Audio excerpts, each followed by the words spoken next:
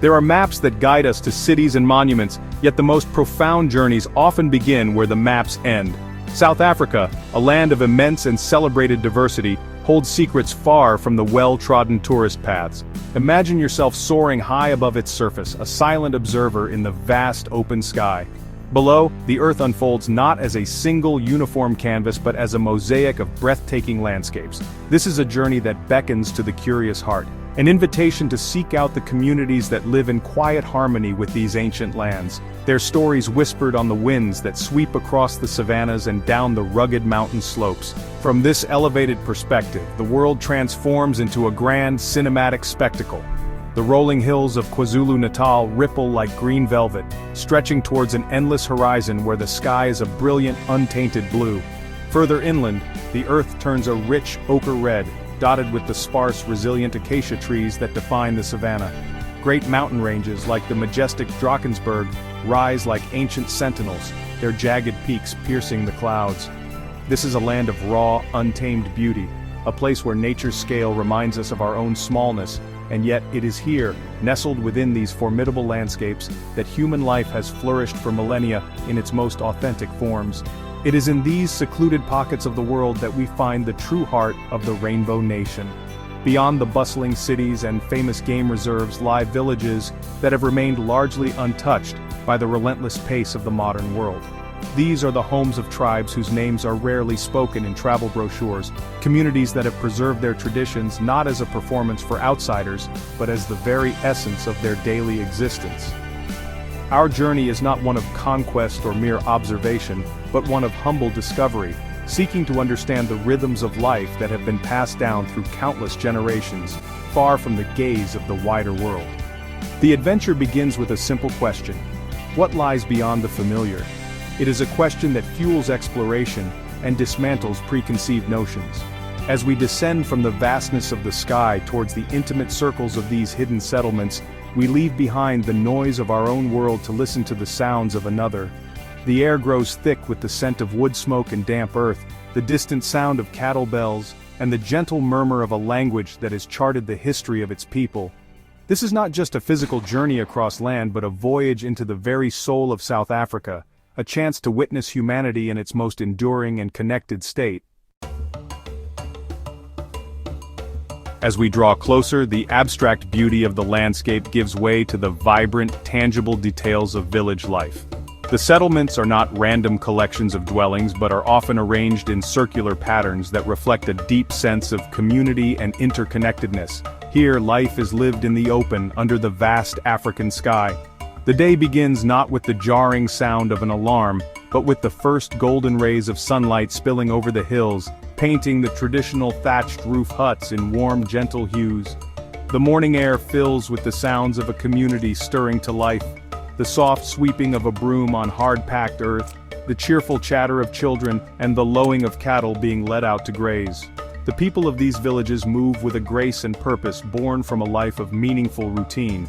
Their clothing is not merely fabric, but a visual language that speaks of identity, status, and heritage. Women are often adorned in brilliantly colored textiles, their necks, wrists, and ankles encircled with intricate beadwork that tells a story of their lineage and life experiences. Men might wear animal skins or simple wraps, their attire practical for their daily tasks, yet deeply symbolic of their connection to the land and its creatures. Each piece of clothing, each carefully placed bead, is a testament to a culture that values beauty, identity, and the importance of carrying one's history for all to see. Daily tasks are communal affairs, woven into the social fabric of the village. The preparation of food is a central ritual, a process that connects the people directly to the earth that sustains them. Women gather to grind maize into meal, their rhythmic pounding creating a percussive beat that is the heartbeat of the community. They cook over open fires using clay pots that have been crafted by hand, their recipes passed down from mother to daughter through generations. This is not just about sustenance, it is about sharing, about community, and about honoring the gifts that the land provides.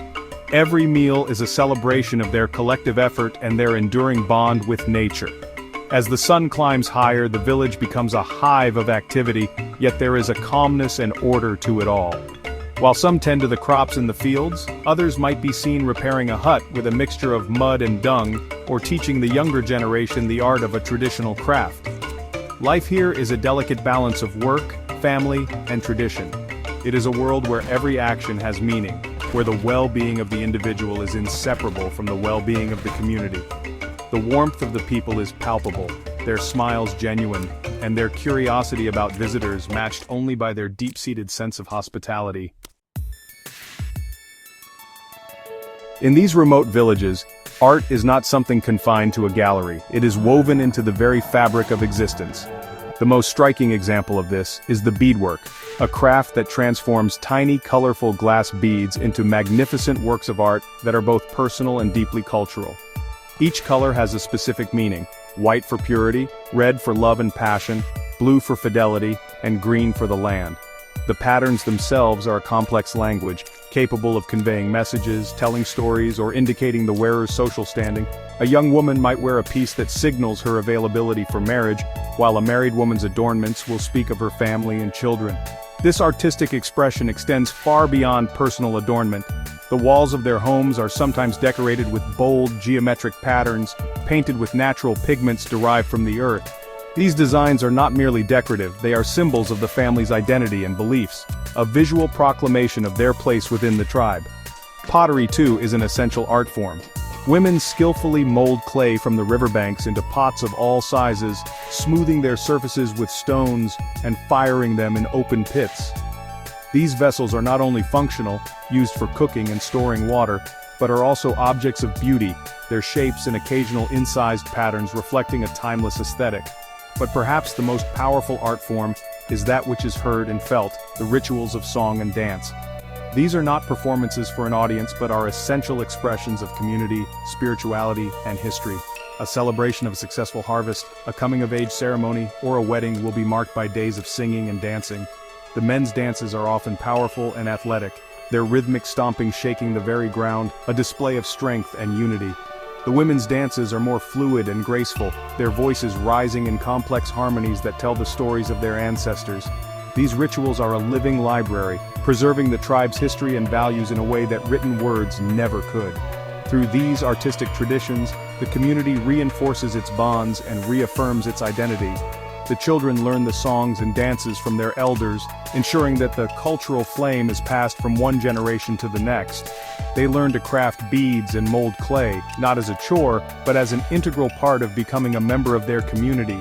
In a world that is rapidly changing, these practices serve as an anchor, a way of staying connected to their roots, and to the essence of who they are. It is a profound reminder that art is not a luxury, but a fundamental human need, a way of making sense of the world and our place within it. There is a tendency for the unknown to be cloaked in fear. Tribes that live in seclusion, fiercely protective of their traditions, have sometimes been mislabeled as fearful or unapproachable. This perception often stems from a lack of understanding, a failure to see that their isolation is not a sign of hostility, but rather a testament to their strength and a deliberate choice to preserve a way of life that is sacred to them. What may be mistaken for suspicion is often a quiet dignity, a reservedness that comes from a deep-seated self-sufficiency. They are the guardians of their culture, and their protective nature is a measure of how precious that culture is to them. Their resilience is etched into the lines on the elders' faces and reflected in the proud bearing of the young. These communities have weathered centuries of change, colonialism, and the pressures of modernization, yet they have held fast to their core beliefs and traditions. Their strength is not found in modern weaponry or technology, but in the power of their community, their deep knowledge of the land, and their unshakable connection to their ancestors. They have learned to live in harmony with a sometimes harsh and unforgiving environment, drawing sustenance and wisdom from the natural world in ways that many have forgotten. This is not a life of fear, but one of profound courage and endurance. To be welcomed into their circle is to witness this spirit of resilience firsthand. It is to see that behind the initial reserve lies a profound warmth and a genuine hospitality. Sharing a meal, listening to a story, or simply sitting in quiet companionship reveals a common humanity that transcends all cultural barriers. They are often curious about the outside world but are not defined by it. Their lives are rich with purpose, their social structures complex and sophisticated, and their understanding of the world deeply spiritual. The supposed fear dissipates, replaced by a deep and humbling respect for their integrity and their unwavering commitment to their heritage. The true lesson here is that our own fears are often a reflection of our own ignorance. By stepping beyond our assumptions, we are given the opportunity to see these communities for what they truly are: proud, resilient, and deeply human peoples. Their way of life is a powerful reminder that there are other ways of being, other systems of knowledge, and other definitions of wealth.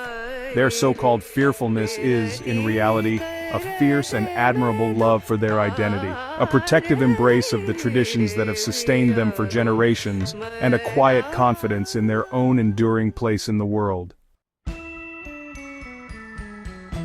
The journey into South Africa's hidden heartlands is more than a simple travel experience.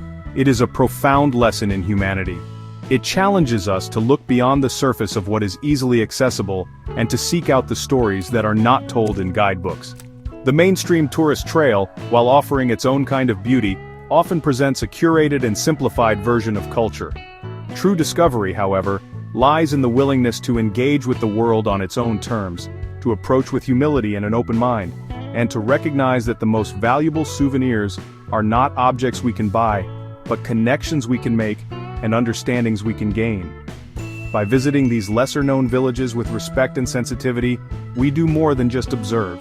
We participate in a meaningful exchange. We learn about a deep, symbiotic relationship with the land, a stark contrast to the often exploitative view of nature prevalent in the modern world. We witness the strength of community, where the collective good is paramount, and social bonds are the ultimate safety net.